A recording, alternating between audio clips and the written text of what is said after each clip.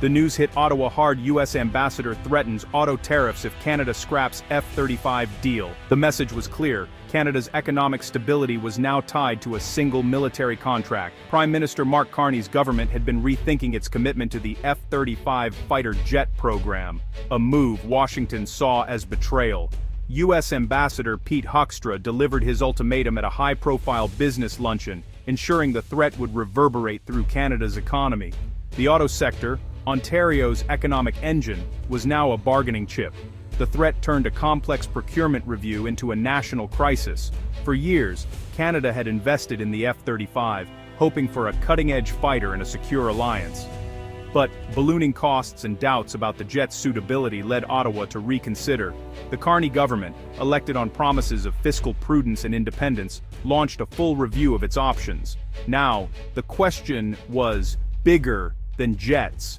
Could Canada make its own choices, or would it be forced to bend to U.S. pressure?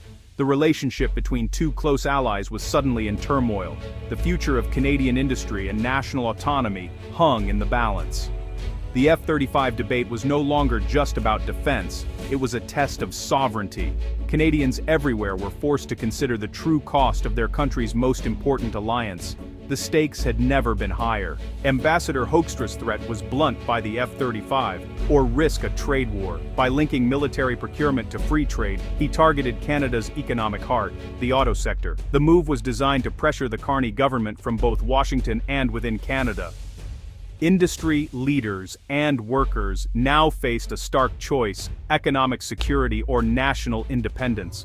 The ambassador's public ultimatum broke with diplomatic tradition, cornering Prime Minister Carney.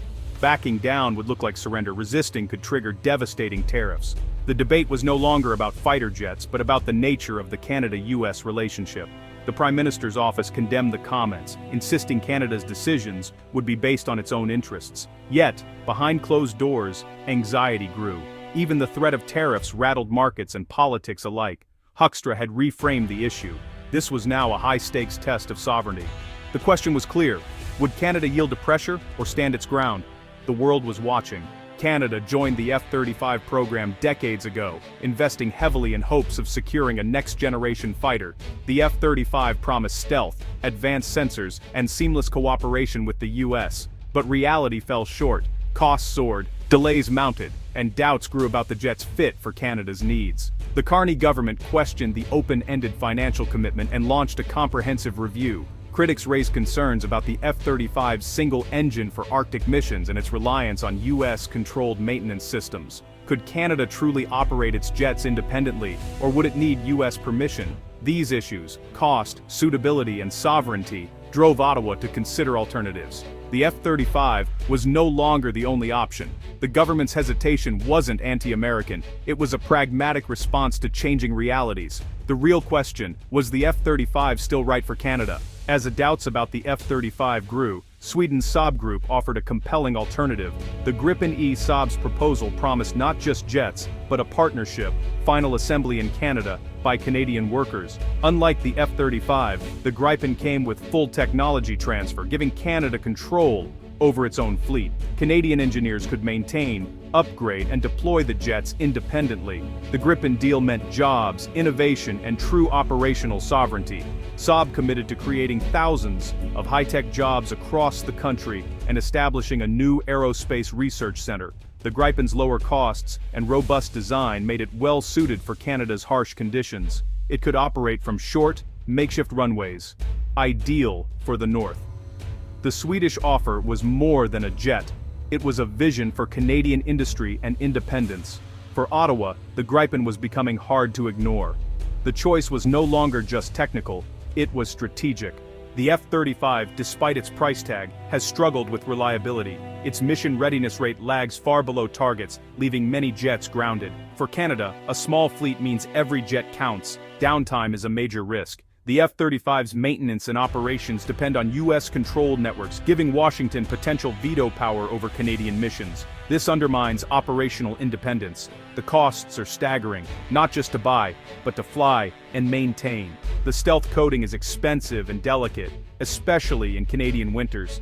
Each flying hour costs tens of thousands of dollars, threatening to drain the defense budget. These issues, poor readiness, US control, and high costs, raise serious doubts.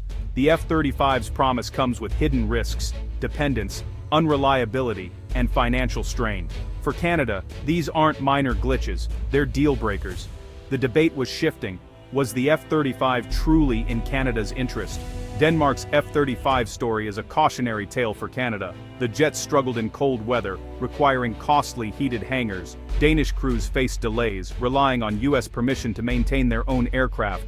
The economic burden grew, with costs far exceeding projections and squeezing other defense priorities. Promised industrial benefits fell short. Danish companies got specialized work, but no real boost to national aerospace capability. The result, operational dependency, hidden costs, and limited returns.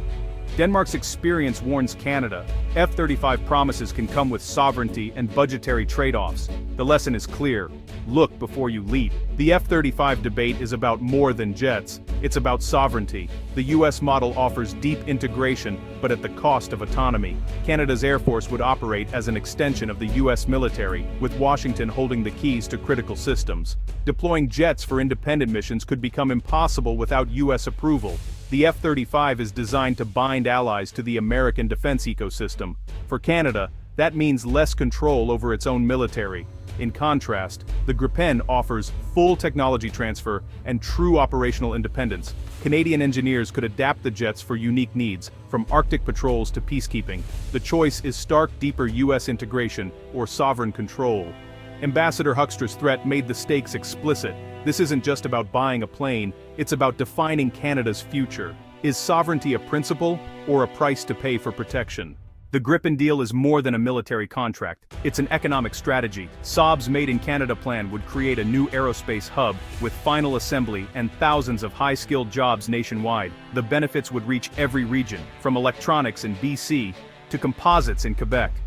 Full technology transfer would empower Canadian companies to innovate and export. A dedicated research center would keep Canada at the forefront of aerospace technology. In contrast, the F-35 program offers limited subcontracting, with little control or opportunity for Canadian industry. The Gripen proposal is about building a self-sustaining sector and reinvesting billions at home. It's a chance to move from consumer to creator in global aerospace. The economic vision is clear: jobs, innovation, and independence. The choice is about more than jets, it's about Canada's future prosperity.